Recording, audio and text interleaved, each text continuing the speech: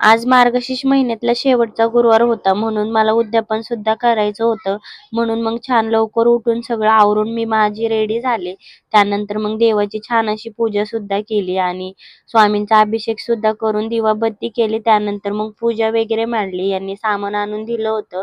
पोथी वाचून मग मी स्वयंपाकाला लागले आणि पुरणपोळी बनवायची होती. कारण म्हटलं वर्षातून एकदाच आपण मुलींना सुद्धा जेवू घालतो. मग छान असं जेवण बनवावं. म्हणून मग सगळी आवरावर केली आणि लगेच तयारीला लागले. आणि तुम्हाला एक गोष्ट सांगू, लग्नाच्या आधी तर स्वयंपाकाचा आणि माझा लांब-लांबपर्यंत संबंध नव्हता, हे मी सांगितलंच तुम्हाला. आणि त्यातल्या त्यात पुरणपोळी तर कशीच मला जमत नव्हती. आणि लग्न झाल्यावर पहिल्यांदा जो सण आला ना, तो म्हणजे वटपौर्णिमा होती आणि त्याला तर सगळेजण पुरणपोळीच बनवतात.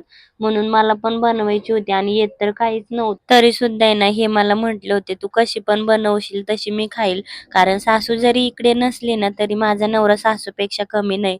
म्हणून मग मी पण केले आणि बनवले तशी खायला दिली. पण ना अजिबात चांगली झाली नव्हती.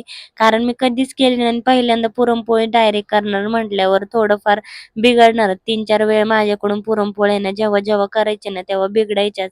आणि आता माझी बरोबरी कोणी सुद्धा करू शकत नाही. कारण पुरणपोळी जेव्हा-जेव्हा करेन ना, तेव्हा फुगतेच माझी आणि खरंच खूप छान म्हणजे मला बनवता येते आता.